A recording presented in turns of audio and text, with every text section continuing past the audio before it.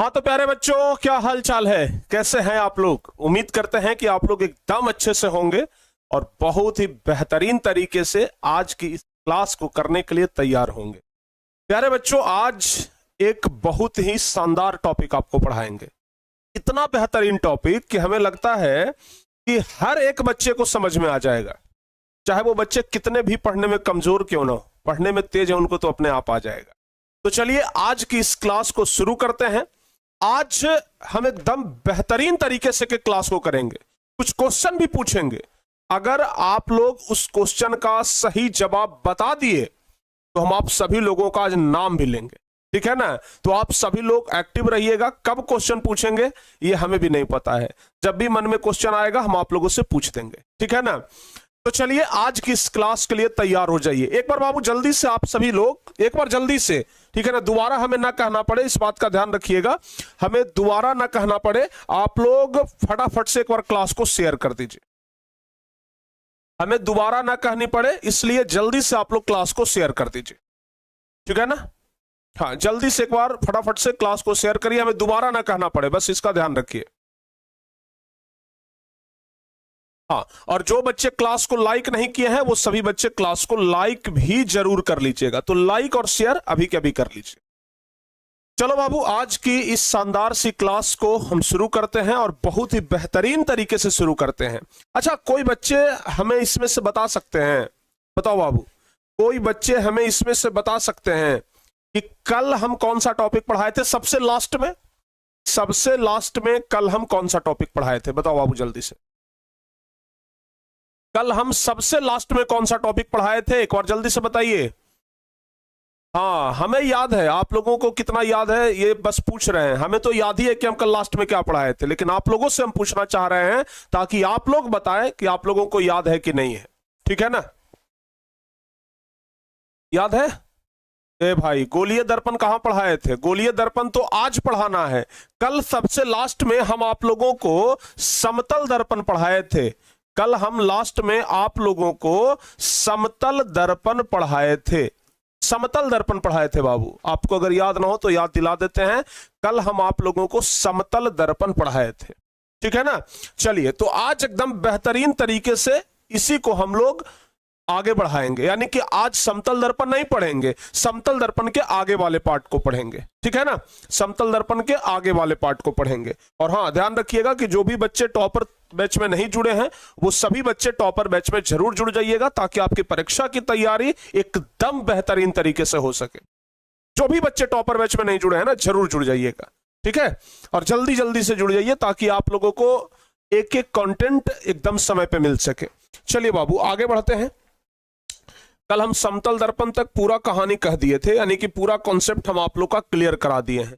सोमवार से आप लोगों का 2 क्लास होने वाला है, ये तो आप लोगों को पता ही होगा। ये सब कुछ कल हम बता दिए थे, ठीक है ना? आप लोगों को सोमवार से 2 क्लास करवाने वाले हैं। सब बच्चों को पता है ना? सोमवार से आप लोगों का 2 क्लास होने वाला है। ये तो आप लोगों को पता होगा, सबको पता होगा, पता है ना? चलिए, हाँ, जल्दी जल्दी से बताओ बाबू। हैं? अरे आज हमें तो बहुत अच्छा है। आईपीएल खत्म हो गया ना, सस्पेंड हो गया ना, आईपीएल तो अब बैन हो गया 1 सप्ताह के लिए शायद। हमें सबसे अच्छा खुशी है, भगवान करे हमेशा के लिए बंद हो जाए। चलिए आगे बढ़ते हैं ठीक है ना? जो लोग आईपीएल के दीवाने होंगे ना, अभी हमको मने मने 2-4 बात बोल दिए होंगे, ए सर यहाँ आईपीएल बंद हो गया, आप कहते हैं कि ठीक है हुआ। चलो बाबू, एक बार जल्दी से क्लास को लाइक नहीं किए हैं, देखिए फिर दोबारा बोलना पड़ गया ना हमको। हम बोले थे ना कि कुछ ऐसा करिए कि दोबारा बोलना ना पड़े, ठीक है? चलो बाबू, सब लोगों का बात सुनेंगे। पहले आप लोग इधर ध्यान दीजिए, ठीक है ना? बढ़िया से अब पढ़िए। विचलन कोण पढ़ाए थे कल, ठीक है ना बाबू? हाँ, क्लियर? चलिए आगे बढ़ते हैं। प्यारे बच्चों, आज हम लोग पढ़ने वाले हैं गोलीय दर्पण के बारे में। किसके बारे में आज हम लोग पढ़ेंगे? गोलीय दर्पण। अच्छा, गोलीय दर्पण क्या होता है सबसे पहले आज हम लोग यही जानेंगे, ठीक है ना? आखिर ये गोलीय दर्पण क्या होता है सबसे पहले आज हम लोग यही जानेंगे, गोलीय दर्पण के बारे में जानेंगे। अच्छा एक बात, गोलीय दर्पण इसका नाम क्यों पड़ा?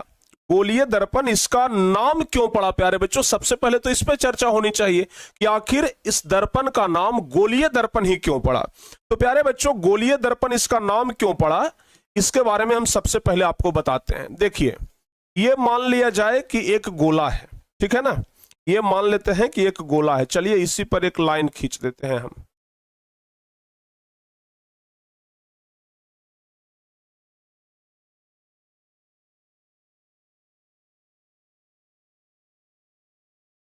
समझना बाबू जरा ध्यान से, हम आपको सबसे पहले ये बता रहे हैं कि गोलीय दर्पण इसका नाम क्यों पड़ा, ठीक है ना। हम सबसे पहले ये बता रहे हैं इसका नाम गोलीय दर्पण क्यों पड़ा। देखो बाबू, यह एक गोला है, ठीक है ना, क्या है, यह एक गोला है।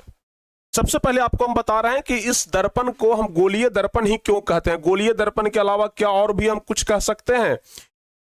तो प्यारे बच्चों, यही हम आपको बता रहे हैं, जरा ध्यान से समझिएगा। अच्छा ये बताओ, यह एक खोखला गोला है। कैसा गोला है? खोखला। जैसे प्यारे बच्चों आप लोग बॉल देखे होंगे, बॉल देखे हैं ना, अरे जिससे क्रिकेट खेलते हैं भाई, वो वाला बॉल, बॉल देखे हैं ना, बॉल के अंदर खोखला होता है, ठीक है ना। तो याद रखिएगा यह एक खोखला गोला है, और यह जो गोलीय दर्पण हम लोग पढ़ रहे हैं, यह खोखले गोला का ही बना होता है। इसमें क्या करना है कि इस खोखले गोले को हम बीच से यहां से हटा देते हैं। क्लियर हुआ? यहां से इसको बीच से उड़ा दिए। अब आप लोग इसमें जरा ध्यान से देखिए, एक में क्या करते हैं कि बाहर से हम रंग देंगे और एक में अंदर से रंग देंगे। जैसे इसको हम बाहर से रंग देते हैं, ठीक है ना, इसको हम बाहर से रंग देते हैं, समझिएगा। यानी कि इस साइड वाला जो भाग है यह हो गया परावर्तक सतह। यह क्या हो गया? परावर्तक सतह, परावर्तक सतह, ठीक है ना। और इसमें हम क्या करते हैं कि बाहर से रंग देते हैं। इसमें क्या किए हम? बाहर से रंग दिए, ठीक है ना, समझिएगा बाबू। इसमें अंदर से रंग दिए और इसमें बाहर से रंग दिए। जब बाहर से रंग दिए तो ये वाला भाग जो हो गया, क्या हो गया? परावर्तक सतह हो गया, परावर्तक सतह हो गया। ये वाला भाग क्या हो गया? परावर्तक सतह हो गया।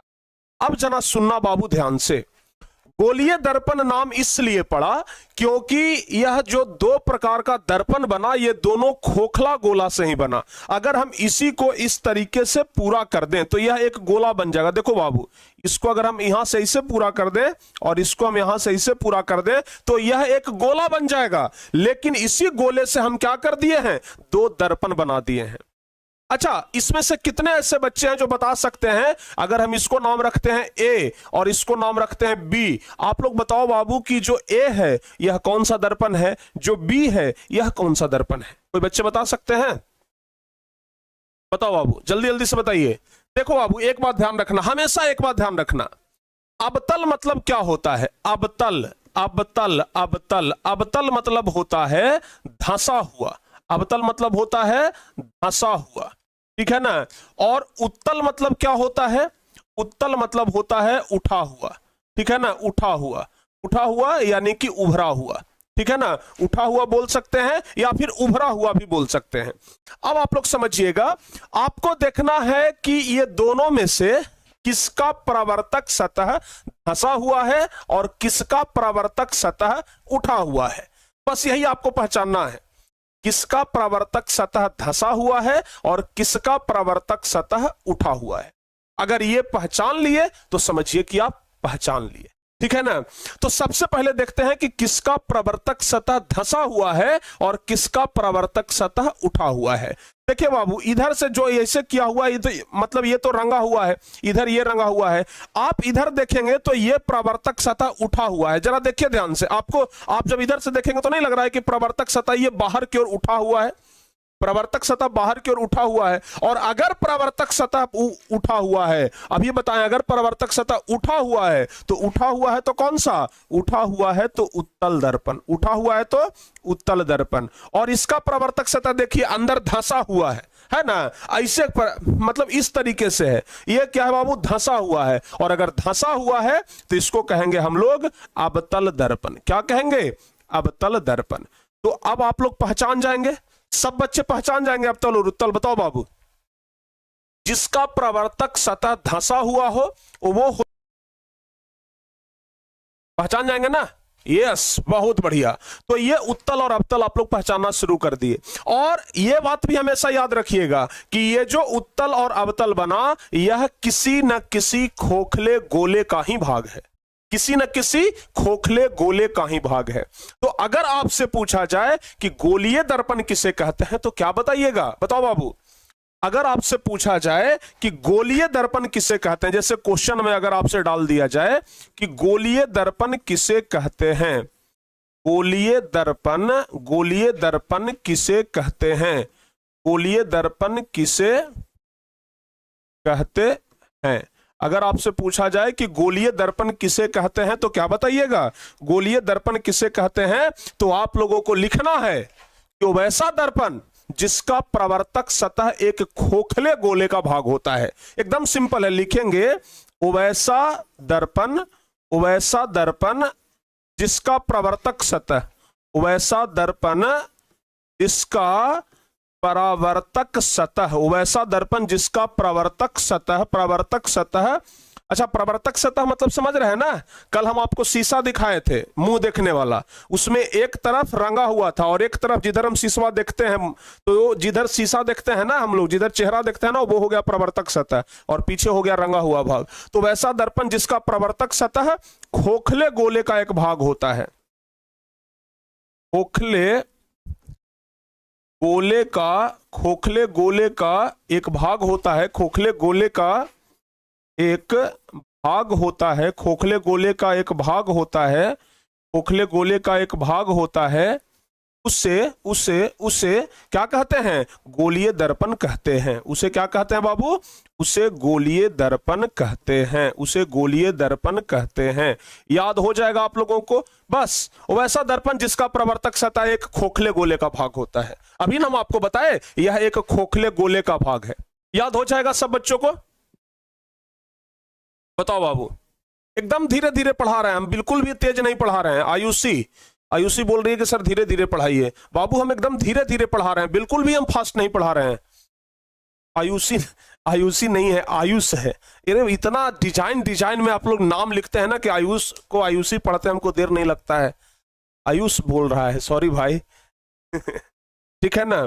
तो ध्यान रखना बाबू, वैसा दर्पण जिसका प्रवर्तक सतह खोखले गोले का भाग होता है उसे क्या कहते हैं? गोलीय दर्पण कहते हैं। अगर आपसे कोई पूछे कि गोलीय दर्पण कितने प्रकार का होता है तो बउआ याद रखना, गोलीय दर्पण कितने प्रकार का? तो याद रखना गोलीय दर्पण 2 प्रकार का होता है। गोलीय दर्पण 2 प्रकार के होते हैं, गोलीय दर्पण 2 प्रकार के होते हैं।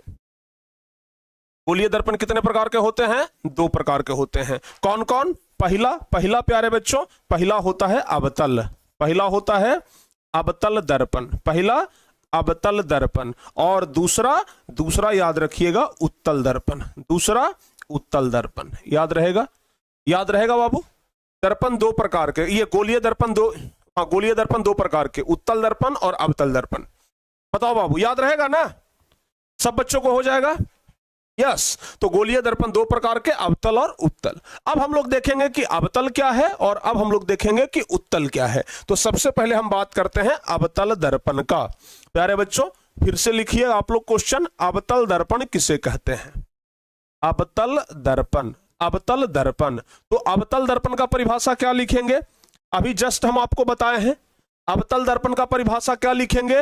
वैसा दर्पण जिसका प्रवर्तक सतह, अभी बताए ना, देखो बाबू, अवतल दर्पण प्रवर्तक सतह धंसा हुआ है, उत्तल दर्पण प्रवर्तक सतह उठा हुआ है। तो वैसा दर्पण जिसका प्रवर्तक सतह धंसा हुआ रहे उसको क्या कहते हैं? बताओ बाबू, वैसा दर्पण जिसका प्रवर्तक सतह धंसा हुआ है उसको हम लोग कहते हैं अवतल दर्पण। तो यही लिख देंगे, वैसा दर्पण जिसका प्रवर्तक सतह धंसा हुआ है, वैसा दर्पण लिखेंगे, वैसा दर्पण जिसका प्रवर्तक सतह, लिखेंगे हम लोग वैसा दर्पण जिसका प्रवर्तक सतह, वैसा दर्पण जिसका परावर्तक सतह, वैसा दर्पण जिसका प्रवर्तक सतह धंसा हुआ हो। सुनना बाबू जरा ध्यान से, क्या हो? धंसा हुआ हो, धंसा हुआ हो। वैसा दर्पण जिसका प्रवर्तक सतह धंसा हुआ हो उसे अवतल दर्पण कहते हैं, उसे अवतल दर्पण कहते हैं। एकदम सिंपल परिभाषा है, इससे सस्ता परिभाषा और नहीं हो सकता है, ठीक है ना। इससे ज्यादा सस्ता परिभाषा के चक्कर में भी मत रहिएगा। अच्छा, यहां पे हमें एक चीज और याद करना होता है, अवतल दर्पण का एक दूसरा भी नाम है। जैसे आपके घर में एक दूसरा नाम होता है आपका, जैसे भले मान लिया जाए कि आपके स्कूल में नाम रहे चितरंजन, आपके स्कूल में नाम रहे जवाहरलाल नेहरू, उससे मतलब नहीं है। आपके स्कूल में चाहे लाल बहादुर शास्त्री नाम क्यों न रहे, लेकिन घर का नाम गोलू, मोलू, सोनू, मोनू, चिंटू, पिंटू, गिंटू, मिंटू, यही सब होता है ना बाबू। तो घर का नाम कुछ अलग होता है। तो उसी प्रकार से अवतल दर्पण जो है ना, अच्छा एक बात और, घर का नाम आपके काम के अनुसार रखा जाता है, ठीक है ना। जिस प्रकार से आपका काम है ना, घर का नाम उसी प्रकार से रखा जाता है। उसी प्रकार से अवतल दर्पण का जो काम है, अवतल दर्पण के काम के अनुसार अवतल दर्पण का नाम रखा गया, ठीक है ना। तो अवतल दर्पण का एक नाम रखा गया है, ध्यान रखिएगा। कोई बच्चे जानते हैं क्या? हाँ, अभिसारी, बहुत बढ़िया। तो लिखेंगे बउआ, अवतल दर्पण को, अवतल दर्पण को अभिसारी दर्पण भी कहते हैं। हो गया ऊपर में, ठीक। अवतल दर्पण को अभिसारी दर्पण भी कहते हैं। अवतल दर्पण को अभिसारी दर्पण भी कहते हैं। अवतल दर्पण को क्या कहते हैं बाबू? अवतल को अभिसारी भी कहा जाता है, ध्यान रखिएगा। अच्छा, एक क्वेश्चन ये भी पूछता है कि अवतल को अभिसारी ही क्यों कहा जाता है? इसका जवाब आपको अभी कुछ देर के बाद पता चलेगा। इसका बताने का भी समय नहीं है, जब समय आएगा बताएंगे, कुछ देर के बाद ही बताएंगे। तो अवतल दर्पण को अभिसारी दर्पण कहते हैं। चित्र बनाना रहेगा तो बाबू कैसे बनाइएगा? चित्र बनाना रहेगा तो सीधे इस तरीके से हाथ घुमाइए। चूंकि अवतल है तो परावर्तक सतह इसका धंसा हुआ रहेगा, तो आपको बाहर की ओर से इसको रंग देना है। बाहर की ओर से क्या करना है? रंग देना है। लीजिए, बाहर की ओर से हम रंग दिए। यह क्या है बाबू? यह हो गया अवतल दर्पण। यह हो गया अवतल दर्पण। समझ में आ गया ना बाबू? समझ में आ गया ना सब बच्चों को? समझ में आ गया?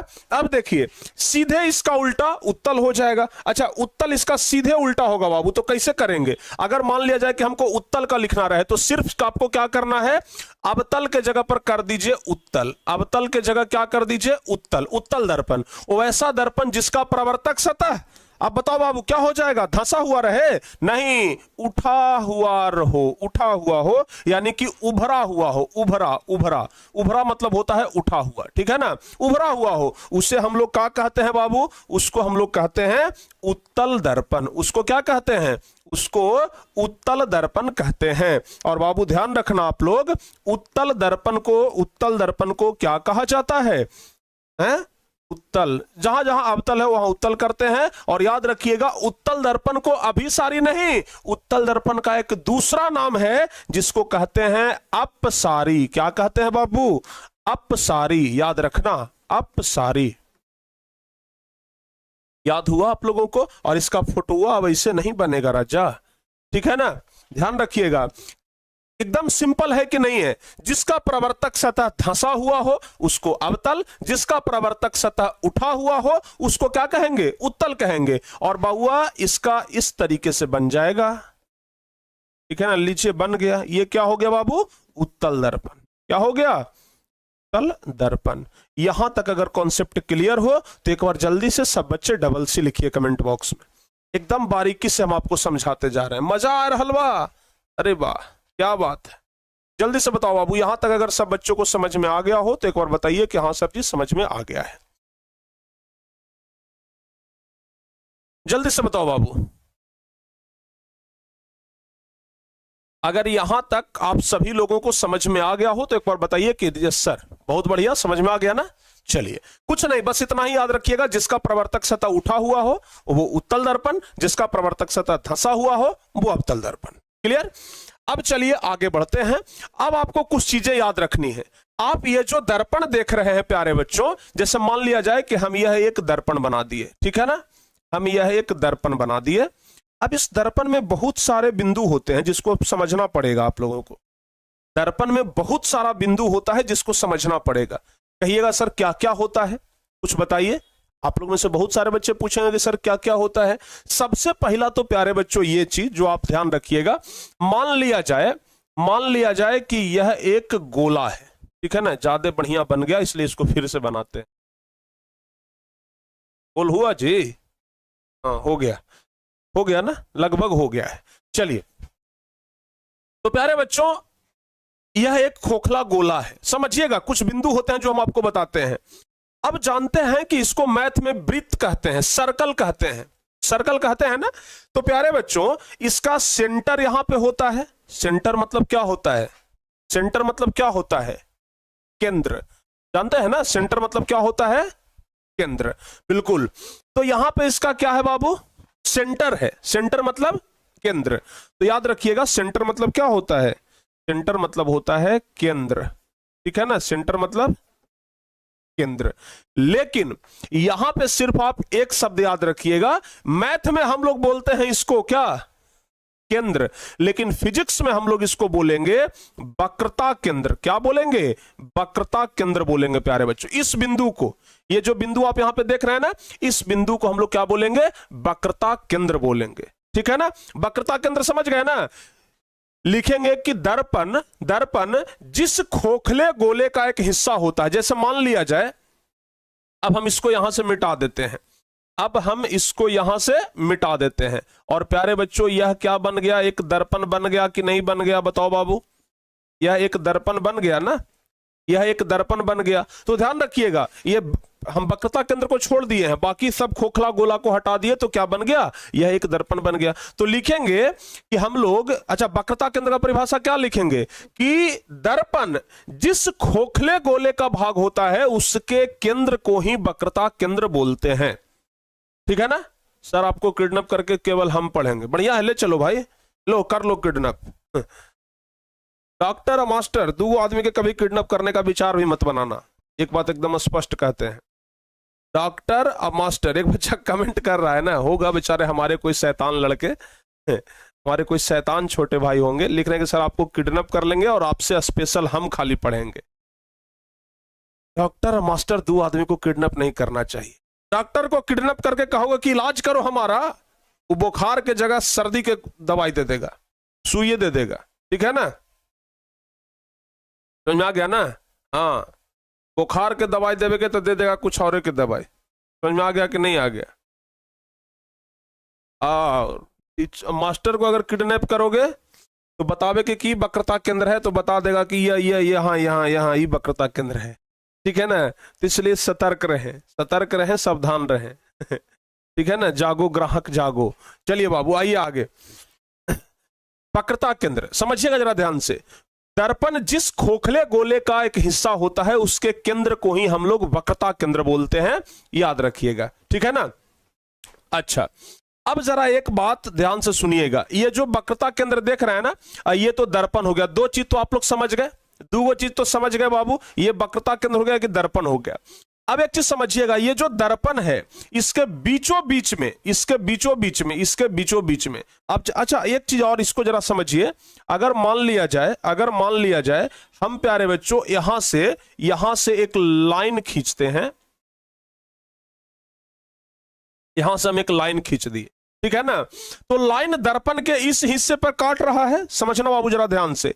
ये तो हो गया वक्रता केंद्र। लाइन जो है वो इस हिस्से पर काट रहा है दर्पण को, तो दर्पण के जिस हिस्से पर ये लाइन काट रहा है इस भाग को हम लोग क्या बोलेंगे पता है? इस भाग को क्या बोलेंगे? ध्रुव बोलेंगे। क्या बोलेंगे बाबू? ध्रुव।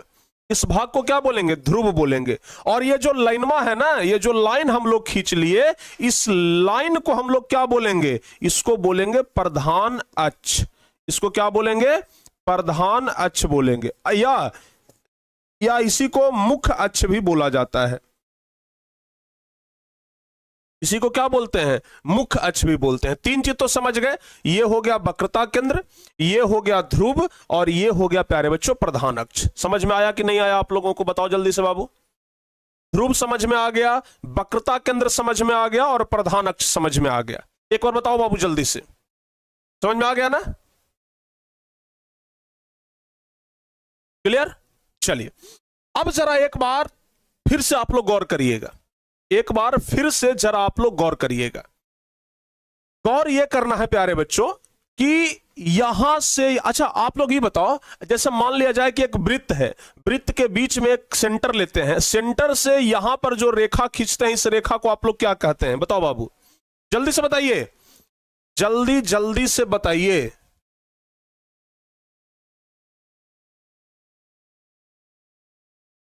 जल्दी से बताओ बाबू, इसको क्या बोलते हैं?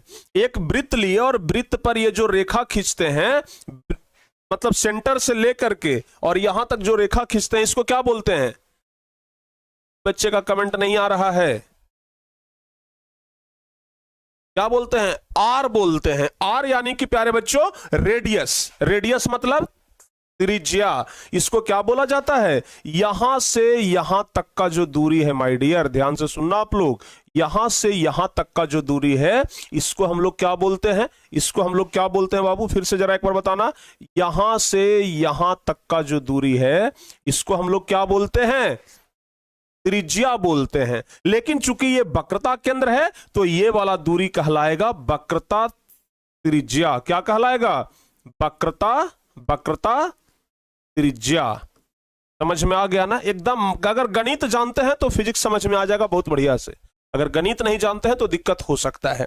तो इसको यहां से यहां तक का दूरी, यानी कि वक्रता केंद्र से ध्रुव के बीच की दूरी को, ध्यान से सुनना बाबू, हम क्या बोल रहे हैं? वक्रता, ये वक्रता केंद्र से ध्रुव के बीच की दूरी को क्या कहते हैं?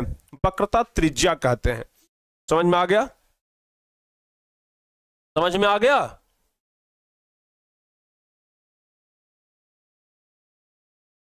समझ में आ गया बाबू? ठीक है ना? अब एक चीज देखना जरा ध्यान से, दर्पण कितना चौड़ा है प्यारे बच्चों। अगर दर्पण यहां से शुरू हुआ है और यहां तक गया है ना, यानी कि अगर हम बात करें यहां से यहां तक जो है वो दर्पण का चौड़ाई है। क्या है? दर्पण का चौड़ाई। तो ध्यान रखिएगा, दर्पण का जितना चौड़ाई होता है यहां से लेकर के यहां तक, क्या है? दर्पण का चौड़ाई है। तो दर्पण के चौड़ाई को हम लोग बोलते हैं दर्पण का द्वारक। दर्पण के चौड़ाई को बाबू याद रखना, हम यहां लिख देते हैं, यहां पे हम लिख देते हैं दर्पण के चौड़ाई को, दर्पण के चौड़ाई को, दर्पण के चौड़ाई को क्या बोलते हैं? दर्पण के चौड़ाई को दर्पण का द्वारक कहते हैं। दर्पण का द्वारक कहते हैं। दर्पण के चौड़ाई को ही क्या कहते हैं बाबू? दर्पण का द्वारक कहते हैं। याद रहेगा? दर्पण के चौड़ाई को ही हम लोग दर्पण का द्वारक कहते हैं। क्लियर? याद रहेगा? यानी कि अगर कहेगा कि दर्पण का द्वारक कहां से कहां तक है, तो दर्पण का चौड़ाई, जैसे मान लिया जाए कि इस बिंदु का नाम है x1, चाहे इसको हम कहते हैं m1, चूंकि दर्पण को कहते हैं अंग्रेजी में मिरर, तो m1 इसको लिखते हैं, इसको लिखते हैं m2, यानी कि m1 से m2 का जो दूरी है यही कहलाएगा दर्पण का द्वारक। क्या कहलाएगा? दर्पण का द्वारक। बताओ बाबू, समझ में आ गया? जल्दी से बताइए, जल्दी से बताइए। ठीक है ना?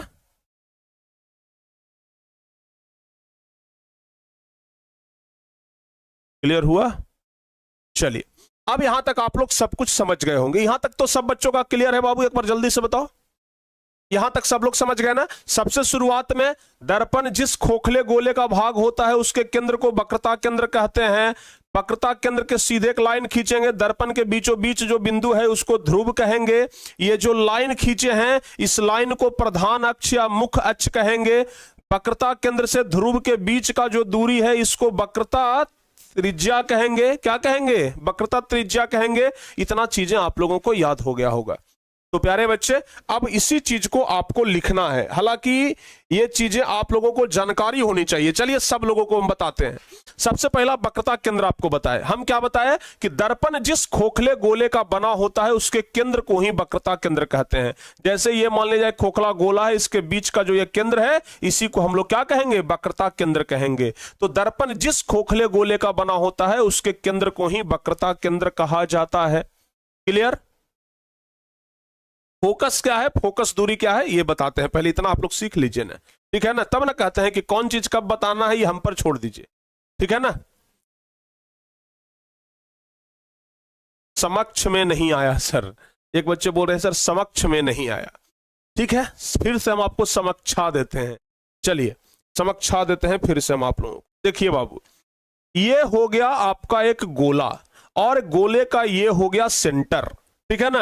अभी हम आपको बताए हैं कि दर्पण जो होता है वो गोला का ही एक भाग होता है। जैसे मान लिया जाए कि यहां से यहां तक हम इसको कलर कर दिए, ठीक है ना, यहां से यहां तक कलर कर दिए। अब चूंकि ये सेंटर है प्यारे बच्चों, हम इस खोखले गोले में से हम दर्पण निकाल लेते हैं। इसी प्रकार से दर्पण निकाला जाता है, ठीक है ना। यहां पे क्या हो गया, एक बिंदु हो गया। इस बिंदु को क्या कहेंगे, सेंटर सी बोलेंगे, यानी कि यह वक्रता केंद्र हो गया। यह क्या हो गया, वक्रता केंद्र हो गया।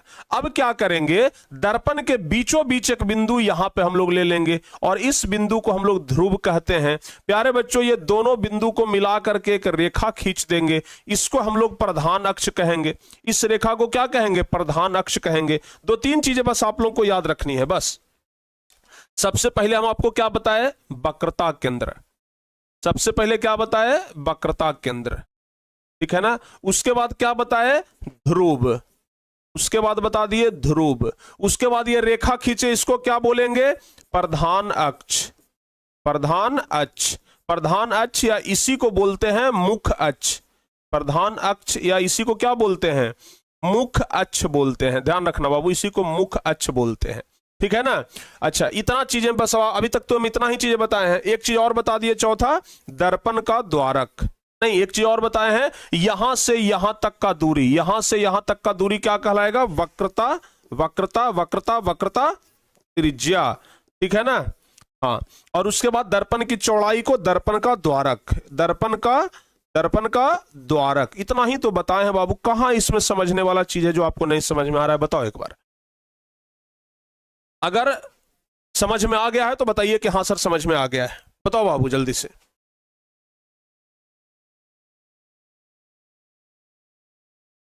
जल्दी से बताइए कि समझ में आ गया है। एक बार जल्दी से बताओ बाबू कि हाँ सर जी समझ में आ गया है। सभी बच्चों का हम जवाब सुनना चाहते हैं कि गुरुजी समझ में आ गया है।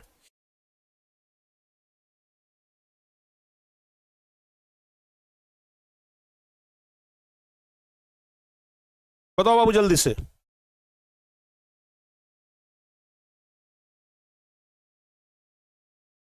ठीक है ना, बहुत बढ़िया।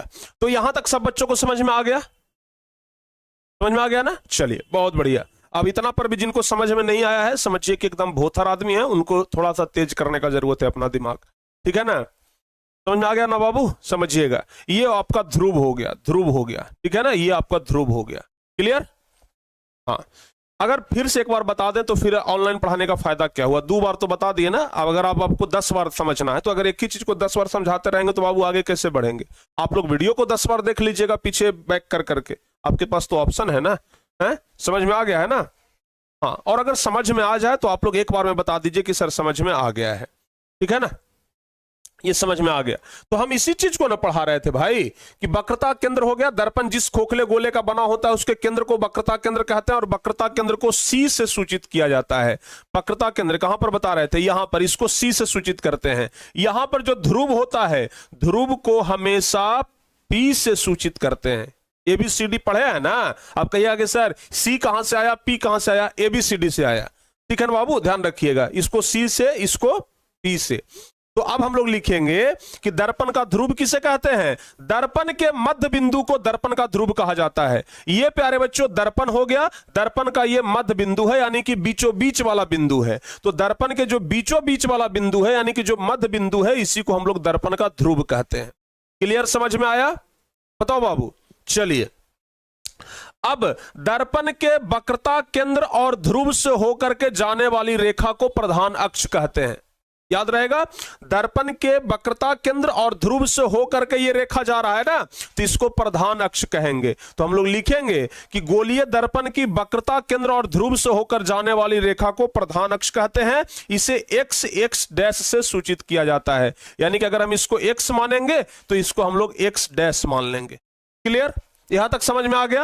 अब आपको क्या बताए, दर्पण का द्वारक, दर्पण का द्वारक किसे कहते हैं? तो प्यारे बच्चों, दर्पण की चौड़ाई को ही दर्पण का द्वारक कहते हैं।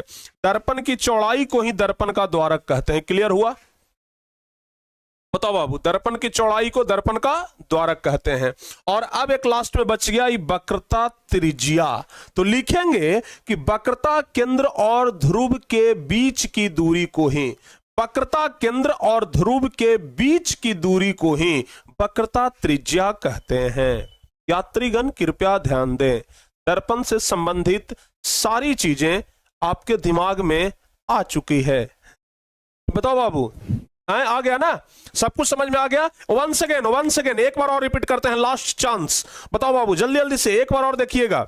ये आपका हो गया वक्रता केंद्र, ये आपका क्या हो गया वक्रता केंद्र, ये आपका क्या हो गया ध्रुव हो गया। ध्यान रखिएगा, दर्पण जिस खोखले गोले का भाग होता है उसके केंद्र को वक्रता केंद्र कहते हैं। दर्पण के बीचों बीच एक बिंदु होता है, उसको क्या कहते हैं? दर्पण के मध्य बिंदु को ही ध्रुव कहते हैं। ध्यान रखिएगा, वक्रता केंद्र और ध्रुव से होकर के गुजरने वाली रेखा को प्रधान अक्ष कहते हैं। और याद रखिएगा, दर्पण की चौड़ाई को दर्पण का द्वारक कहते हैं। और याद रखिएगा, वक्रता केंद्र और ध्रुव के बीच की दूरी को वक्रता त्रिज्या कहते हैं। अब याद हुआ कि नहीं हुआ? बताओ बाबू, बताओ बाबू, जल्दी जल्दी से एक बार बता दो, ठीक है ना प्यारे बच्चों? एक बार जल्दी से बता दो फटाफट से।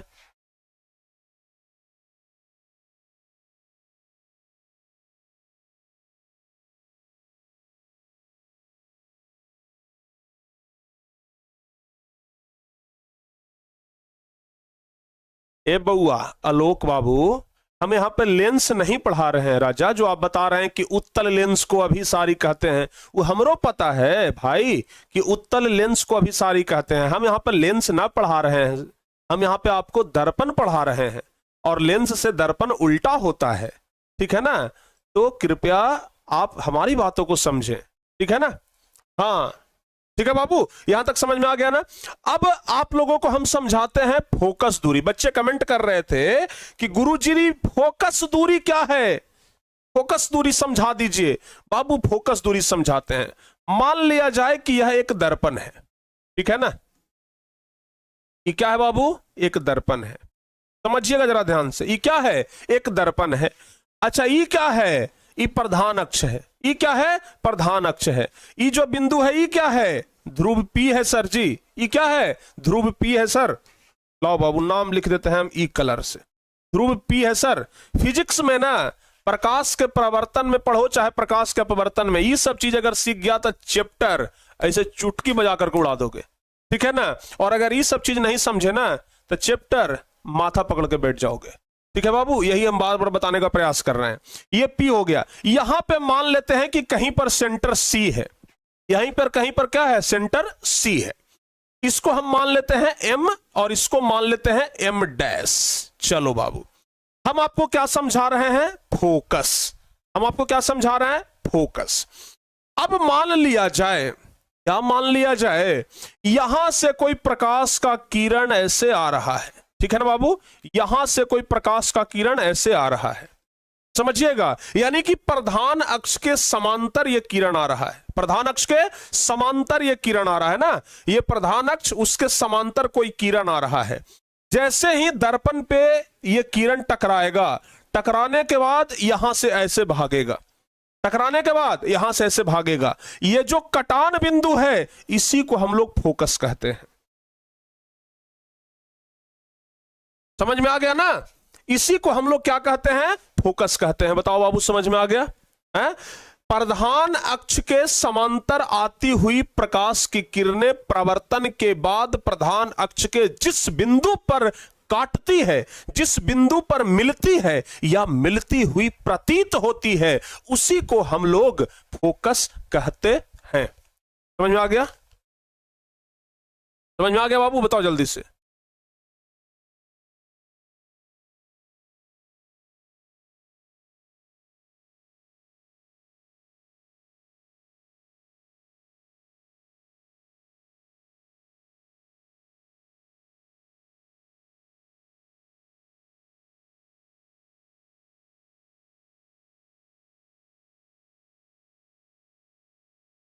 बताओ बाबू जल्दी से, समझ में आ गया ना? हाँ, तो बाबू ध्यान रखना, प्रधान अक्ष के समांतर आती हुई प्रकाश की किरणें, परिभाषा एकदम दिमाग में टाल लीजिए, ठीक है ना? प्रधान अक्ष के समांतर, समांतर जानते हैं ना? अभी उन्हें जानते हैं तो हम वो नहीं बतावेंगे, हम पहले कह दिए। गणित में अगर समांतर रेखा भी न जानते हैं तो फिर हम क्या बताएं? दो रेखा अगर एक साथ जा रहा है, जैसे ये रेखा, तो समांतर रेखा कहलाएगा। प्यारे बच्चों, प्रधान अक्ष के समांतर आ रही प्रकाश की किरणें परावर्तन के बाद प्रधान अक्ष के जिस बिंदु पर मिलती है या मिलती हुई प्रतीत होती है, उसी को हम लोग फोकस कहते हैं। Concept clear? हाँ, ध्यान रखना बाबू, इसी को क्या कहते हैं? फोकस कहते हैं। क्लियर हो गया ना? चलिए और बताते हैं। ये तो दर्पण कौन सा हो गया? ये तो दर्पण कौन सा हो गया? ये दर्पण हो गया आपका अवतल दर्पण। अगर वही उत्तल दर्पण रहे तब, उत्तल दर्पण रहेगा तब कैसे होगा प्रकाश का प्रवर्तन? जरा समझना बाबू। अगर मान लिया जाए कि उत्तल दर्पण रहे, ठीक है ना? समझना बाबू जरा एकदम ध्यान से, लगेगा कि एकदम इतना हल्का टॉपिक है, बनारस वाला पान खा रहे हैं ऐसा लगेगा। आई के पान बनारस वाला, चलो सही है ना? हाँ, अब ये हो गया प्यार। अच्छा, ये वाला कौन सा दर्पण था? ये था अवतल, ये था अवतल। अब आपको उत्तल में हम फोकस समझा दे रहे हैं। किसमें? उत्तल में फोकस समझा रहे हैं। ये हो गया ध्रुव P प्यारे बच्चों, ठीक है ना? इधर मान लेते हैं कि कहीं यहां पर होगा वक्रता केंद्र C, ठीक है? अब समझना, प्रधान अक्ष के समांतर कोई प्रकाश की किरण आ रही है, प्रधान अक्ष के समांतर कोई प्रकाश का किरण आया, प्रधान अक्ष के समांतर कोई प्रकाश का किरण आया, और परावर्तन के बाद अब कैसे मुड़ेगा? आप में से बहुत सारे बच्चे गलती करते हैं कि सर इससे मुड़ेगा, कहियो नहीं ऐसे मुड़ेगा, गलती कर देंगे फिर आप। ये चूंकि प्यारे बच्चों दर्पण इस तरीके से है, तो उत्तल दर्पण में जब परावर्तन होगा तो ये ऊपर की ओर ऐसे मुड़ेगा, ठीक है ना? और अब ये जो ऊपर की ओर मुड़ा, इसको हम dot dot dot dot dot dot से मिलाएंगे।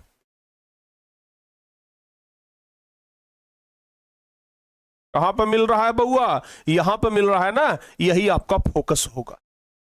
यह जो प्रतिबिंब बना, चूंकि वास्तविक में यह इधर मुड़ गया है, लेकिन हम इसको डॉट डॉट से पीछे मिलाएं, तो यह जो प्रतिबिंब बनेगा, यह प्यारे बच्चों काल्पनिक बनेगा। यह कैसा प्रतिबिंब बनेगा?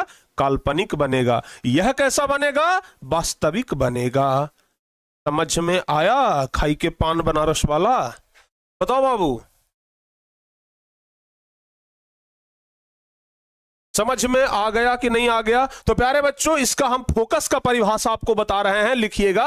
प्रधान अक्ष के समांतर आ रही प्रकाश की किरणें परावर्तन के बाद प्रधान अक्ष के जिस बिंदु पर मिलती है, एकदम जैसे जैसे हम किए वैसे वैसे, प्रधान अक्ष के समांतर आ रही प्रकाश की किरणें परावर्तन के बाद प्रधान अक्ष के जिस बिंदु पर मिलती है या मिलती हुई प्रतीत होती है, उसे ही हम लोग क्या कहते हैं?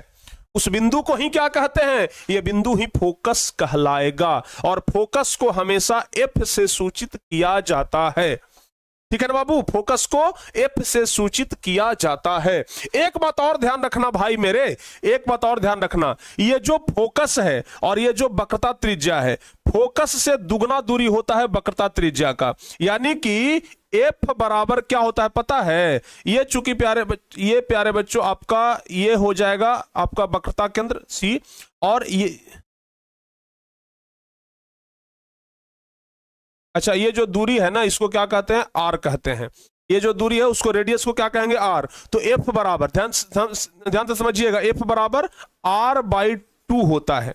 F बराबर क्या होता है? R/2। क्यों प्यारे बच्चों? अगर यहां से हम निकालेंगे R बराबर तो 2F आएगा। R बराबर 2F। कैसे समझिए, यहां से यहां फोकस दूरी, तो इतना दूरी एक बार, इतना दूरी एक बार, तो तक एक बार हो गया, 2 बार ना, यानी कि जो फोकस दूरी, ये ध्यान रखिएगा, जो आर है वो क्या होता है, फोकस दूरी का दुगना होता है। ये बचपन से नहीं, 9वीं क्लास से या 10वीं क्लास में ही पढ़ना है। एफ बराबर आर बाई टू, इसको सिद्ध करना भी होता है कि इसको सिद्ध करिए कि एफ बराबर आर बाई टू, यानी सिद्ध करिए कि ये वाला दूरी और ये वाला दूरी दोनों बराबर है, सिद्ध करिए कि ये वाला दूरी फोकस का दुगना दूरी है। समझ में आ गया कि नहीं आ गया है? समझ में आ गया बाबू? तो इसको हम सिद्ध करने के लिए आगे सिखाएंगे, ठीक है ना बाबू, ध्यान से समझिएगा। अभी हम आप लोग को क्या क्या पढ़ा दिए? अभी हम आप लोग को सबसे पहले पढ़ा दिए क्या चीज? सबसे पहले पढ़ा दिए वक्रता त्रिज्या। वक्रता त्रिज्या समझ में आ गया ना? गोलीय दर्पण के वक्रता केंद्र और उसके ध्रुव के बीच की दूरी को वक्रता त्रिज्या कहते हैं। यही समझाया ना जी कि ये जो गोलीय दर्पण का ध्रुव है और ये वक्रता केंद्र है, दोनों के बीच की दूरी को क्या कहते हैं? वक्रता त्रिज्या कहते हैं। फोकस दूरी क्या समझाए?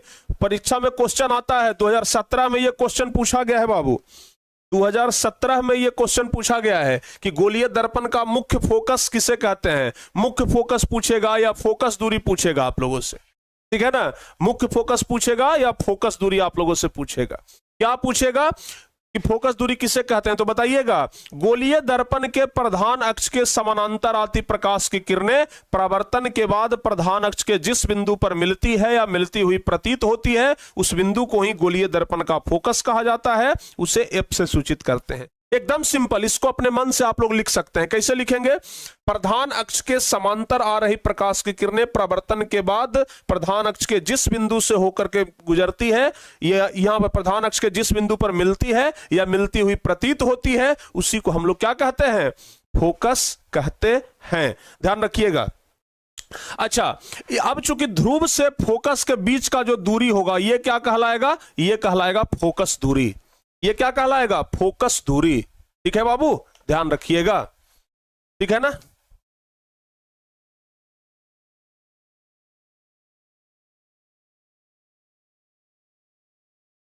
समझ में आ गया बाबू?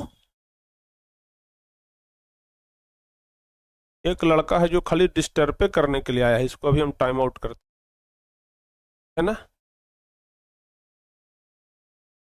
समझ में आ गया ना बाबू? हाँ, इसको आप लोग ध्यान रखिएगा। क्लियर? चलिए, एफ बराबर आर बाई टू आगे सिद्ध होगा बाबू। यहां तक समझ में आ गया ना? और क्या हम आपको बताएं, फोकस दूरी और वक्रता त्रिज्या में क्या संबंध होता है? यह भी क्वेश्चन 2017 में आया है, तो लिखना बाबू, फोकस दूरी और वक्रता त्रिज्या में एफ बराबर आर बाई टू का संबंध होता है।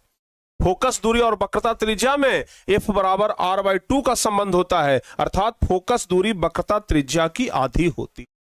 फोकस दूरी वक्रता त्रिज्या की आधी होती है। ध्यान से सुनिए, ध्रुव से फोकस की दूरी को फोकस कहते हैं। ध्रुव से फोकस की दूरी को, यहां से यहां की दूरी को हम लोग क्या कहेंगे? फोकस कहेंगे बाबू। समझिएगा, यहां से यहां की दूरी को फोकस कहेंगे। और कह रहा है कि क्या संबंध होता है, सी और एफ में क्या संबंध होता है? तो लिखेंगे हम लोग, ये सॉरी, सी और एफ में नहीं, आर और एफ में क्या संबंध होता है?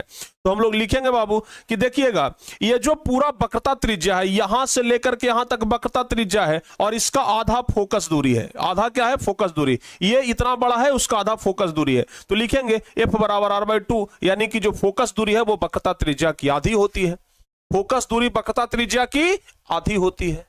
यहां तक अगर कॉन्सेप्ट समझ में आ गया हो तो एक बार सभी बच्चों से हम ये उम्मीद करेंगे कि आप लोग बताइए। बताओ बाबू। जैसे एक एग्जांपल भी हम आपको देकर के समझा देते हैं, रुक जाइए। जैसे मान लिया जाए प्यारे बच्चों कि एक गोलीय दर्पण है, और गोलीय दर्पण का, समझिएगा जरा ध्यान से, गोलीय दर्पण है, ठीक है ना? और गोलीय दर्पण का वक्रता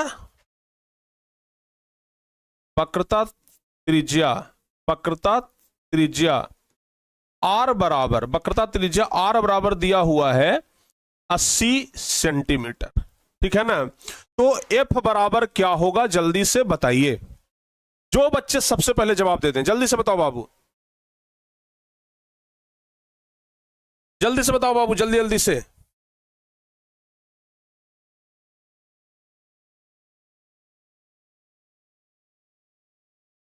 जल्दी जल्दी से बताइए ना। कौन कौन बच्चे बता रहे हैं? 40, उससे पहले और कौन कौन बच्चे बताए हैं? सबसे पहले जो हमारे पास जो जवाब आया है हम उसको देख लेते हैं। जयप्रकाश राम का सबसे पहले जवाब आया है। टेक्नोलॉजी लियो करके कोई बच्चे हैं, उनका जवाब आया है। आकाश कुमार का जवाब आया है। शुभम का नहीं आया है। प्रवीण रंजन का जवाब आया है, ठीक है ना। प्रवीण रंजन के बाद फिर कौन है भाई? राजा सिंह है। और फिर कोई टॉपर 3.0 करके बच्चे हैं जो बैच का ही नाम लिख लिए हैं अपने आईडी में, मोटिवेशनल है। सुप्रिया कुमारी है, साक्षी भगत है। बहुत सारे बच्चों का अब जवाब आ रहा है, ठीक है ना, बहुत सारे बच्चों का अब जवाब आ रहा है। चलिए, यहां तक क्लियरली समझ में आ गया भाई? यहां तक क्लियरली समझ में आ गया ना? बहुत बढ़िया। तो प्यारे बच्चों, सीधे आपको पता है कि F बराबर R/2 होता है। R का मान वहां पर दिया हुआ है 80 सेंटीमीटर, तो 80/2 कर देंगे तो काटेंगे तो 40, यानी कि F बराबर 40 सेंटीमीटर। कहानी खत्म। समझ में आ गया बाबू? बताओ जल्दी से। अच्छा, एक क्वेश्चन और हम आप लोगों से पूछ लेते हैं। क्वेश्चन है प्यारे बच्चों, अगर F दिया हुआ रहे, F मान लिया कि दिया हुआ है 50 सेंटीमीटर, तो R बराबर क्या होगा? जल्दी जल्दी से बताओ बाबू, जल्दी जल्दी से, फटाफट से।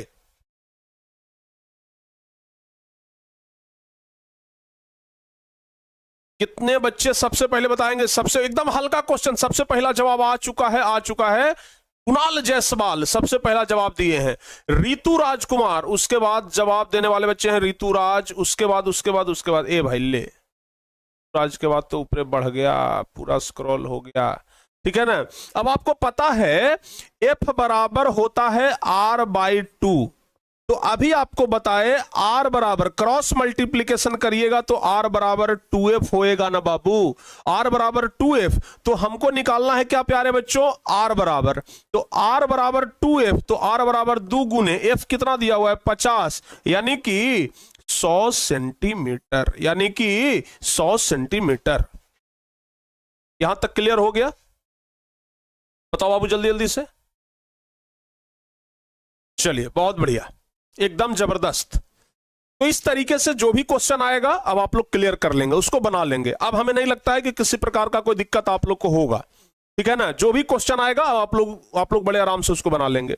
अच्छा, एक बात अभी जस्ट हम आप लोगों को बताए थे कि अबतल दर्पण का दूसरा नाम क्या है? बताओ बाबू भैया, अबतल दर्पण का दूसरा नाम क्या है? बताओ जल्दी से। अभी बताए थे कि अबतल को हम लोग अभिसारी कहते हैं, अभी बताए थे ना हैं? और उत्तल को क्या कहते हैं? उत्तल को कहते हैं अपसारी। उत्तल को क्या कहते हैं? अपसारी। यही ना बताए थे प्यारे बच्चों। अब आप लोगों से एक सवाल पूछा जाएगा परीक्षा में कि अबतल को अभिसारी ही क्यों कहा जाता है, उत्तल को अपसारी क्यों कहा जाता है? क्यों भाई तुम क्यों? ठीक है ना, यहां पे भी लगा दीजिए क्यों। क्लियर हुआ? अबतल को अभिसारी क्यों कहा जाता है और उत्तल को अपसारी क्यों कहा जाता है? यह क्वेश्चन आपसे पूछा जाएगा। एक बच्चे लिख रहे हैं मुझे क्या पता है, मुझे क्या पता कि तुम कौन हो। जान पहचान कर लो भाई, जान पहचान तो होना चाहिए ना। समझ में आ गया? क्यों कहते हैं ये अब हम आप लोगों को बताते हैं। क्यों कहा जाता है ये अब आप लोग को हम बताते हैं, जरा समझिएगा। सबसे पहले बात करते हैं अबतल का। अबतल ये हो गया अबतल। अबतल का ये हो गया प्रधान अक्ष। क्या हो गया बाबू? प्रधान अक्ष। ये हो गया ध्रुव P। यहां पे मान लिया जाए कि सेंटर है C। अब यहां से आप लोग समझिएगा जरा ध्यान से। एक बात हमेशा ध्यान रखना मेरे भाई कि प्रधान अक्ष के, अभी जस्ट बताए हैं, प्रधान अक्ष के समानांतर अगर कोई भी रेखा, प्रधान अक्ष के समानांतर कोई भी प्रकाश का किरण आए, जैसे मान लिया जाए कि प्रधान अक्ष के समानांतर एक किरण ये आ गया, प्रधान अक्ष के समानांतर ये आ गया, प्रधान अक्ष के समांतर ये हो गया, प्रधान अक्ष के समांतर ये हो गया। प्रधान अक्ष के समांतर चाहे कोई भी प्रकाश का किरण आ जाए, प्रधान अक्ष के समांतर चाहे कोई भी प्रकाश का किरण आ जाए, एक बात ध्यान रखिएगा,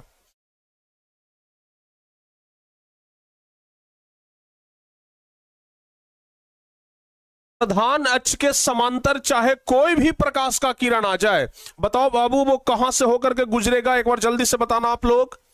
प्रधान अक्ष के समांतर चाहे कोई भी प्रकाश का किरण आ जाए, कहां से होकर के गुजरेगा? अभी जस्ट बताए थे ना हम आपको, अभी जस्ट बताए थे ना, कहां से गुजरेगा बाबू? फोकस से। यानी कि मान लिया जाए कि ये फोकस है, जितना भी किरण है ना सब फोकस पे आकर के जमा, जितना भी किरण है ना सब फोकस पे आकर के जमा, यहां पे। समझ में आ गया? प्रधान अक्ष के समांतर जितना भी प्रकाश का किरण आएगा, और अगर प्रकाश का किरण आएगा, ये आएगा ऐसे, ये भी फोकस पे आकर के ही जमा होगा। ये आएगा मान लिया जाए कि ऐसे, ये भी फोकस पे ही आकर के जमा होगा। जैसे भी आप लोग खींच दीजिए, यहां से खींचिएगा, ये भी फोकस पे ही आकर के जमा होगा। प्रधान अक्ष के समांतर जो भी प्रकाश का किरण आएगा, कहां से गुजरेगा? फोकस से होकर के गुजरेगा। और चूंकि प्रकाश की सभी किरणें एक ही बिंदु पर जमा हो रही है, एक ही बिंदु पर जमा हो रही है, इसलिए जमा हो रही है, उसको कहते हैं अभिसरित होना। क्या कहते हैं? अभिसरित होना। यानी कि प्रकाश की सभी किरणें एक ही बिंदु पर अभिसरित हो रही है, इसलिए इस दर्पण को अभिसारी दर्पण कहते हैं। इसलिए इसको क्या कहते हैं? अभिसारी। अभिसारी। तो लिखेंगे, क्या लिखेंगे कि अवतल दर्पण के प्रधान अक्ष के समांतर आती हुई प्रकाश की सभी किरणें परावर्तन के बाद एक बिंदु पर जमा हो जाती है, इसलिए अवतल को अभिसारी दर्पण कहते हैं। हो गया? बताओ बाबू जल्दी से। सर यहां पर मोहब्बत की बातें हो रही हैं, कुछ कीजिए सर, कुछ कीजिएगा कि हम तुरंत, हमारे हाथ में माउस है, ठीक है ना, हमारे हाथ में माउस है, ठीक है ना। और जिन बच्चों को देखेंगे कि कुछ कर रहे हैं अगर यहां पे, तो हम तुरंत उनको ब्लॉक कर देंगे, ठीक है ना। एकदम बढ़िया से इसको समझिए पहले। समझ में आया बाबू? अवतल दर्पण को अभिसारी क्यों कहते हैं, समझ में आया? हाँ चाहे ना बताइए आप लोग।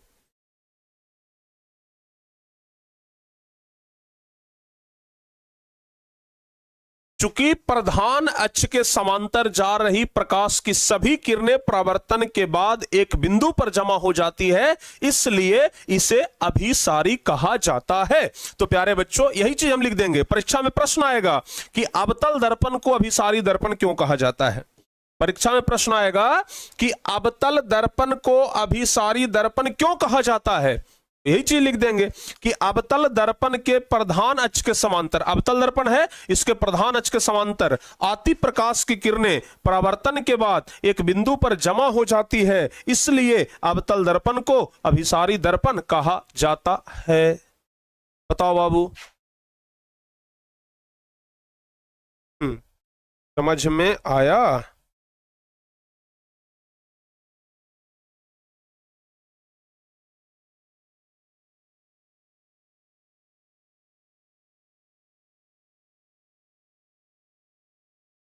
समझ में आ गया बाबू? यस। अच्छा अब बात करते हैं उत्तल का। अब बात करते हैं किसका? उत्तल का। उत्तल का, ठीक है ना बाबू। ये हो गया उत्तल, ये क्या हो गया बाबू? बताओ बताओ बताओ बताओ बताओ बताओ बताओ बताओ बताओ भाई, बताओ जल्दी से। ये हो गया उत्तल, ये हम खींच दिए हैं एक रेखा प्रधान अक्ष, ठीक है ना। ये हो गया बाबू ध्रुव P, ठीक है। यहां पे कहीं पे आएगा भाई अपना सी आ जाएगा, यानी कि वक्रता केंद्र आ जाएगा, ठीक है ना। अब बाबू यहां पे समझना है कि अगर प्रधान अक्ष के समांतर कोई प्रकाश का किरण आएगा, प्रधान अक्ष के समांतर अगर कोई प्रकाश का किरण आएगा तो ये कहां से जाएगा? अगर प्रधान अक्ष के समांतर कोई किरण आए तो ये परावर्तन के बाद इधर मुड़ेगा, आहा इधर मुड़ेगा, ये किधर मुड़ेगा? इधर मुड़ेगा, ये किधर? इधर मुड़ेगा। और प्यारे बच्चों ये सभी किरण पीछे मिलता हुआ प्रतीत होगा, यहां पे ये सभी किरण पीछे मिलता हुआ प्रतीत होगा। अब एक बात समझो, ये तो हो गया आपका F। अब एक बात समझिएगा, एक बात आप समझिएगा, प्रधान अक्ष के समांतर ये जो प्रकाश की किरण जा रही है, अब आप लोग बताइए, वास्तविक में इसको ये फैला दे रहा है कि एक बिंदु पर जमा कर दे रहा है? बाबू बताओ जल्दी से, फैला दे रहा है कि एक बिंदु पर जमा कर दे रहा है? आप देख रहे हैं कि ये गया ऐसे, ये गया ऐसे, लेकिन वापस हो गया ऐसे। समझ में आया कि नहीं आया? समझ में आया? जल्दी से बताओ बाबू, आप समझिएगा। ये गया ऐसे, एकदम सीधे गया, सभी प्रकाश की किरण सीधे गया, लेकिन जैसे ही लेंस, ये प्रकाश का किरण सीधे गया, जैसे ही दर्पण से टकराया, आप देख रहे हैं कि ये ऐसे फैल गया, और ये फैल के कैसे कहां तक चल जाएगा जो कोई पता नहीं, ये नीचे फैल के पाताल में चला गया।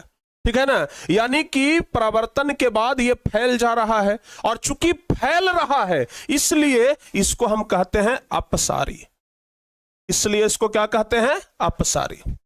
चूंकि ये फैल रहा है इसलिए इसको कहते हैं अपसारी। क्लियर हुआ बाबू? ठीक है ना? तो परीक्षा में सवाल आएगा, कहा आएगा कि अब उत्तल दर्पण को अपसारी दर्पण क्यों कहा जाता है? उत्तल को अपसारी क्यों कहा जाता है? तो बउआ याद रखना आप लोग कि उत्तल दर्पण के प्रधान अक्ष के समांतर आती प्रकाश की किरणें परावर्तन के बाद एक बिंदु से फैलती हुई प्रतीत होती है। परावर्तन के बाद फैल जा रहा है, इसलिए उत्तल दर्पण को अपसारी दर्पण कहा जाता है। तो ये दो क्वेश्चन, अवतल को अभिसारी क्यों कहते हैं, अवतल दर्पण को अभिसारी क्यों कहते हैं, और उत्तल दर्पण को अपसारी क्यों कहते हैं, बताओ, समझ में आ जाएगा आप लोगों को? बताओ बाबू। हाँ बताओ बाबू, समझ में आ गया? कितने बच्चों का कॉन्सेप्ट क्लियर है? पूरा जान लगा दिए समझाने में, पूरा जान लगा दिए समझाने में। बताओ जल्दी से, कितने बच्चों को समझ में आ गया है? लगता है सबको आ गया होगा, कि अब की बार ना पूरा जान लगा दिए एकदम समझाने में, एकदम जान लगा दिए हैं भाई।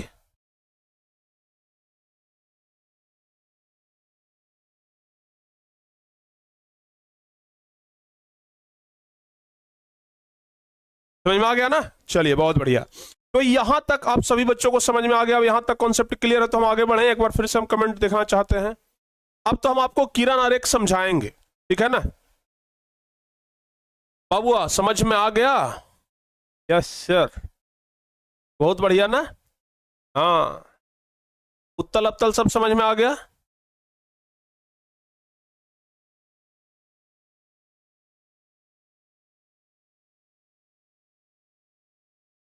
अब प्यारे बच्चे, आप लोगों को हम समझाते हैं गोलीय दर्पण में किरण आरेख। अब हमारा जो टॉपिक है वो क्या है? गोलीय दर्पण में किरण आरेख। समझिएगा बाबू, टॉपिक क्या है? गोलीय दर्पण में किरण आरेख।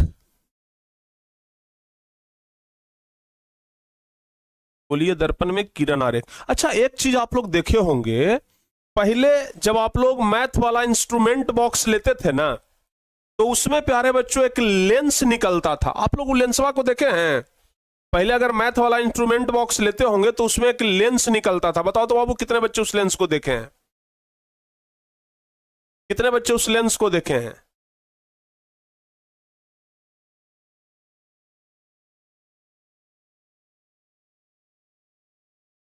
अवतल, ये क्या बोलते हैं, ये एक दर्पण रहता था, सॉरी लेंस बोल दिया हम, दर्पण रहता था। वह दर्पण होता था अवतल दर्पण। कौन सा दर्पण? अवतल दर्पण, ठीक है ना? उसको क्या है ना कि आप सूर्य के प्रकाश के सामने ऐसे रखिए, उसका प्रकाश जहां पे पड़ रहा है वहां पे आप कागज रखिए, वो जलने लग जाता था। ठीक है ना? समझिएगा जरा ध्यान से। वो जलने क्यों लग जाता था?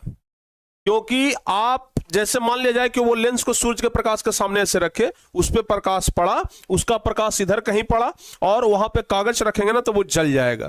क्योंकि जहां पे हम कागज रखे हैं वह फोकस है, जहां पे कागज रखे हैं वो फोकस है। यानी कि ये अवतल दर्पण के फोकस पर, अवतल दर्पण के फोकस पर यदि हम लोग कागज को रखेंगे ना, और अगर उस पर प्रकाश देंगे ना तो वो जल जाएगा।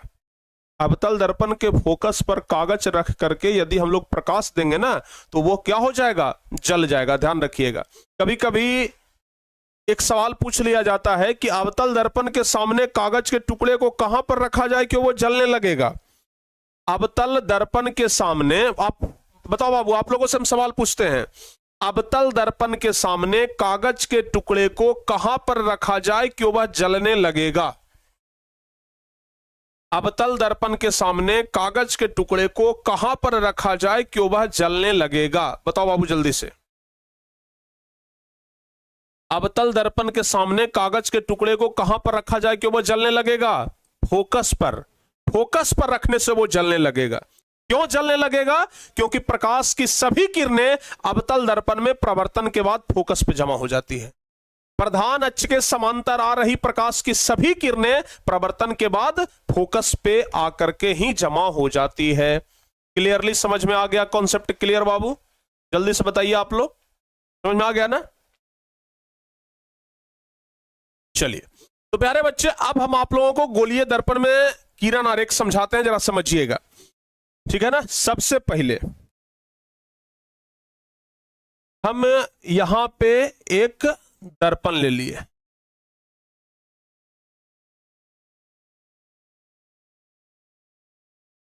और यहां पे प्यारे बच्चों एक प्रधान अक्ष हो गया, ठीक है ना? प्रधान अक्ष हो गया। यहां पे मान लेते हैं कहीं पर इसका सेंटर सी है, ये इसका ध्रुव पी है, नाम हम इस कलर से लिख देते हैं, सेंटर सी है, ये इसका ध्रुव पी है, ये दर्पण एम डैश, ठीक है? चलो बाबू, अब जरा आप लोग ध्यान से समझिएगा, एक एक चीज को एकदम ध्यान से समझिएगा, तभी जाकर के समझ में आएगा, नहीं तो नहीं समझ में आएगा, ठीक है ना? जैसे हम इसका कॉपी कर लेते हैं, क्योंकि बार बार हमको बनाने का जरूरत पड़ेगा। 5, चलो बाबू समझना जरा ध्यान से, आप लोग खुद बता दीजिएगा, ठीक है ना? अगर नहीं बताइएगा तो हम बताएंगे। अगर कोई किरण प्रधान अक्ष के समांतर आए, अगर कोई किरण प्रधान अक्ष के समांतर आए, आप लोग बताओ बाबू, ये कहां से होकर के गुजरेगा? ये जहां से होकर के गुजरेगा ये फोकस हो जाएगा। कहां से होकर के गुजरेगा? फोकस से। तो बउआ आपसे परीक्षा में सवाल पूछा जाएगा कि गोलीय दर्पण में, या फिर आप पूछा जाएगा कि अवतल दर्पण में अगर कोई किरण प्रधान अक्ष के समांतर जाएगा तो कहां से गुजरेगा? बताइएगा। अगर कोई किरण प्रधान अक्ष के समांतर जाएगा तो फोकस से होकर के गुजरेगा। समझ में आ गया? बहुत बढ़िया। प्रधान अक्ष के समांतर गया, प्रधान अक्ष के समांतर गया तो फोकस से गुजरा। हम इसको कहीं पे लिख देते हैं, ठीक है ना? हम इसको चलिए इधर लिख देते हैं, प्रधान अक्ष के समांतर गया, किरण अगर प्रधान अक्ष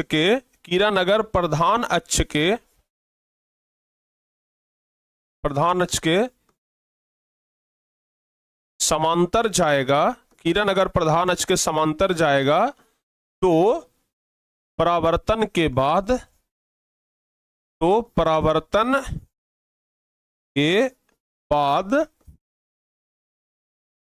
फोकस से गुजरेगा। क्लियर हो गया? अगर प्रधान अक्ष के समांतर जाएगा तो कहां से गुजरेगा? फोकस से गुजरेगा बाबू, याद रखिएगा। क्लियर हो गया? चलिए आगे बढ़ते हैं। अब प्यारे बच्चों, हम मान लिया जाए कि किसी किरण को हम वक्रता केंद्र से भेज रहे हैं, यहां से ऐसे भेजे। लो भाई, हम एक किरण को यहां से भेज दिए। अब आप लोग बता सकते हैं कि यह कहां से होकर के गुजरेगा? अगर कोई प्रकाश का किरण सीधे ना जाकर के,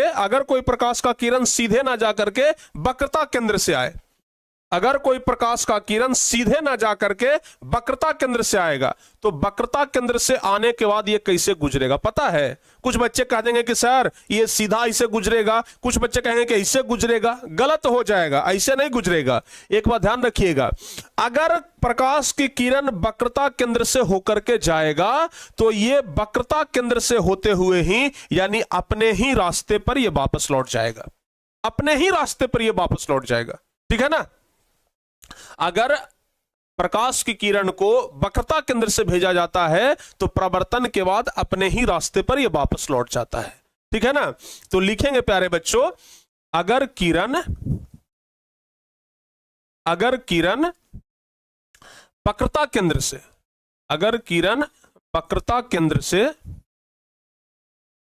केंद्र C से भेजा जाता है, C से भेजा जाता है, तो यह अपने ही रास्ते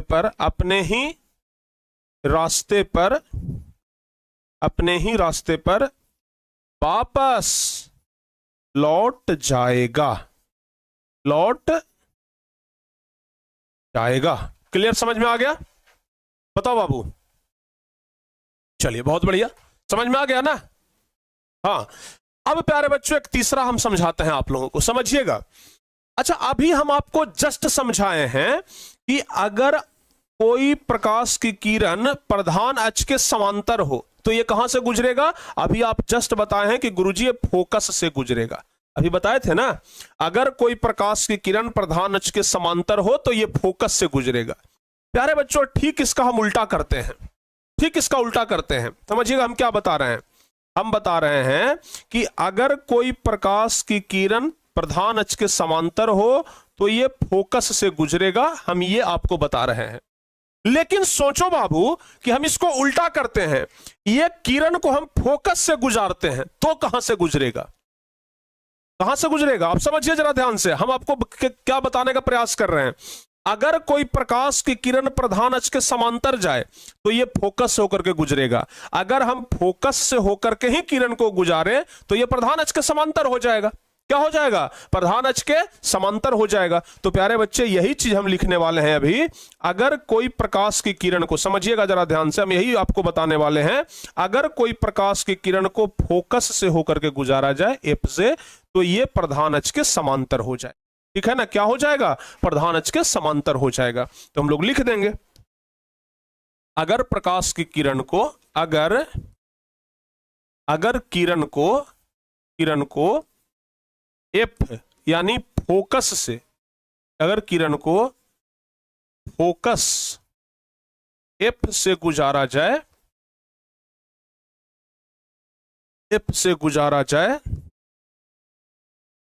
तो यह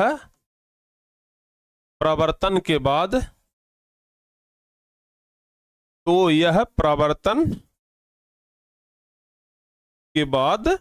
क्या हो जाएगा? प्रधान अक्ष के समांतर हो जाएगा। प्रधान अक्ष के समांतर हो जाएगा। प्रधान अक्ष के क्या हो जाएगा? समांतर हो जाएगा। क्लियर हो गया बाबू? हो गया ना क्लियर? ध्यान रखिएगा। हाँ, और एक सबसे लास्ट में आपको एक और बताते हैं। अगर किसी किरण को हम सीधे ध्रुव पर भेज दें, अब यह परावर्तन के बाद कैसे गुजरेगा? बाबू ध्यान रखना, अगर सीधे प्रकाश की किरण को ध्रुव पर भेजते हैं तो परावर्तन के बाद ये ऐसे गुजरेगा, और ये जो प्रधान अक्ष है ये अभिलंब का कार्य करेगा। प्रधान अक्ष अभिलंब का कार्य करेगा। तो एकदम सीधा सीधी है, लिख देंगे, अगर किरण को ध्रुव P से भेजा जाए, तो अगर किरण को ध्रुव P से भेजा जाए तो परावर्तन के बाद,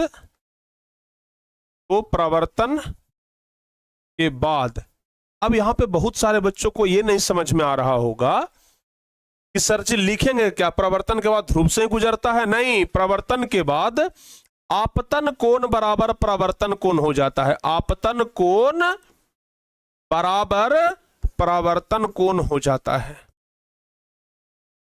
आपतन कोण बराबर परावर्तन कोण हो जाता है।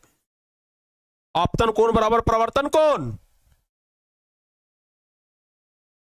हो जाता है, यानी आपतन का कोण परावर्तन कोण के बराबर हो जाता है।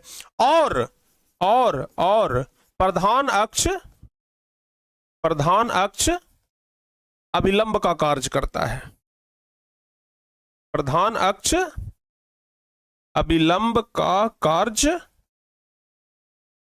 करता है। बताओ बाबू, कितना सिंपल चीज है, याद नहीं हो जाएगा आप लोगों से? एकदम सिंपल चीज है, आराम से आप लोगों को याद होना चाहिए, याद हो भी जाएगा।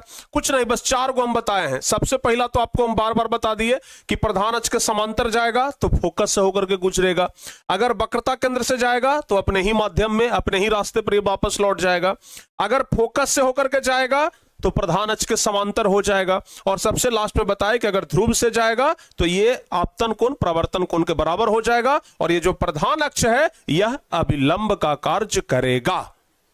बताओ बाबू, समझ में आ गया आप लोगों को? बताइए एक बार जल्दी से। अभी तक हम आप लोगों को अवतल और उत्तल दर्पण में अधिकांश चीज बता चुके हैं। अवतल और उत्तल दर्पण में एक एक चीज बता चुके हैं। अगर सब कुछ आप लोगों को हम बता दिए हैं तो प्यारे बच्चों, एक छोटा सा क्वेश्चन आपके परीक्षा में पूछा जाता है जो कि 2017 में पूछा भी गया है। ठीक है ना, 2017 में पूछा भी गया है। अवतल दर्पण और उत्तल दर्पण में अंतर।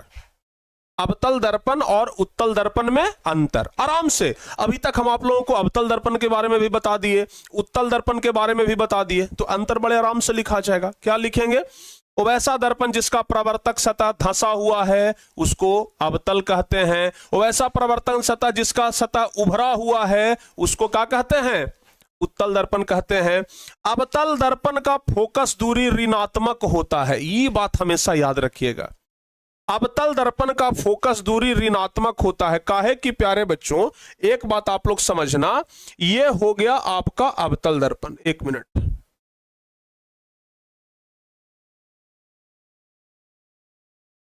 अब आपको इस चीज को समझिए। ये दर्पण के आगे वाला भाग है, ये दर्पण के आगे वाला भाग है, ये दर्पण के पीछे वाला भाग है। एक बात हमेशा ध्यान रखिएगा, अगर प्रतिबिंब आगे बन रहा है तो ऋणात्मक होगा, फोकस दूरी ऋणात्मक। तो ये दर्पण के आगे बन रहा है ना, दर्पण के आगे फोकस दूरी ऋणात्मक होता है और दर्पण के पीछे फोकस दूरी धनात्मक। यानी कि अवतल दर्पण में चूंकि दर्पण का फोकस आगे है, दर्पण के आगे देखिएगा, ये पीछे से रंगा हुआ है तो पीछे वाला भाग, ये रंगा हुआ भाग पीछे हो जाएगा। ये दर्पण के आगे, तो फोकस दूरी अगर दर्पण के आगे है, फोकस अगर दर्पण के आगे है तो ये ऋणात्मक, अगर ये पीछे होता तो धनात्मक। तो इसी को ना आप लोग बढ़िया से लिख दीजिएगा, ठीक है ना। क्या लिखेंगे? अवतल दर्पण का फोकस दूरी ऋणात्मक, चूंकि अवतल दर्पण में प्रतिबिंब आगे बनता है तो यह ऋणात्मक होगा, और उत्तल दर्पण में क्या होता है? धनात्मक होता है, ध्यान रखिएगा। अच्छा, अवतल दर्पण में बड़ा और छोटा दोनों प्रतिबिंब बनता है। आपको लोगों को खास करके यहां पे ध्यान रखना है, बड़ा प्रतिबिंब, ठीक है ना, कहीं पर छोटा का यूज नहीं आएगा, बड़ा प्रतिबिंब बनता है, इसको याद रखिएगा। अवतल दर्पण में बड़ा प्रतिबिंब बनता है। अगर रिमोट इतना छोटा है ना, अवतल दर्पण में इतना बड़ा नजर आएगा। आप लोग दाढ़ी उड़ी कटवाने के लिए अगर बढ़िया सैलून में जाइएगा तो वहां अवतल ही लगा करके रखता है, लोकलवा में जाइएगा तो वहां तो समतले पर काम चला लेता है लोग। समझ में आ गया ना? तो बाबू, अवतल दर्पण में बड़ा प्रतिबिंब और उत्तल दर्पण में हमेशा छोटा प्रतिबिंब बनता है, ठीक है, ये बात ध्यान रखिएगा। और अवतल दर्पण में सीधा और उल्टा प्रतिबिंब बनता है, जबकि उत्तल दर्पण में सीधा प्रतिबिंब ही बनता है, ठीक है ना, जिसे आप काल्पनिक कहते हैं। तो एक बात ध्यान रखिएगा, अवतल दर्पण, 2-3 चीजें बस आपको याद रखना है। अवतल दर्पण में बड़ा प्रतिबिंब बनता है, जैसे ये सैलून में दाढ़ी उड़ी बनाने में, दाढ़ी बाल बनाने में अवतल दर्पण का प्रयोग किया जाता है। गाड़ी का जो साइड मिरर होता है, ड्राइवर जो गाड़ी चलाता है उसके बगल में एक ऐनक लगल रहता है, वो ऐनकवा जो है ना वो उत्तल दर्पण होता है, उसमें छोटा प्रतिबिंब बनेगा। देखिएगा पीछे बड़का बड़का को गाड़ी है, इतनी गो के जो दर्पण है उसमें आ जाता है, यानी कि उसमें छोटा प्रतिबिंब बनता है, ठीक है ना बाबू, ध्यान रखिएगा, ठीक है ना। तो बाबू ध्यान रखिएगा, ये वाला याद हो जाएगा आप लोगों से। एक बार बताइए, प्रवर्तक सतह धंसा हुआ है तो अवतल, प्रवर्तक सतह उभरा हुआ है तो उत्तल। अवतल दर्पण का फोकस दूरी ऋणात्मक होता है, उत्तल दर्पण का फोकस दूरी धनात्मक होता है। अवतल दर्पण में बड़ा प्रतिबिंब बनता है, उत्तल दर्पण में हमेशा छोटा प्रतिबिंब बनता है। अवतल दर्पण में सीधा और उल्टा प्रतिबिंब बनता है, उत्तल दर्पण में हमेशा सीधा प्रतिबिंब बनता है। कितने ऐसे बच्चे हैं जिनको आज वाला पूरा सब कुछ याद हो जाएगा? एक बार बताइए यस सर। कितने ऐसे बच्चे हैं जिनको आज वाला पूरा टॉपिक याद हो जाएगा? बताओ बाबू जल्दी से, जल्दी जल्दी से बताइए, कितने बच्चे ऐसे हैं जिनको आज वाला पूरा टॉपिक याद हो जाएगा?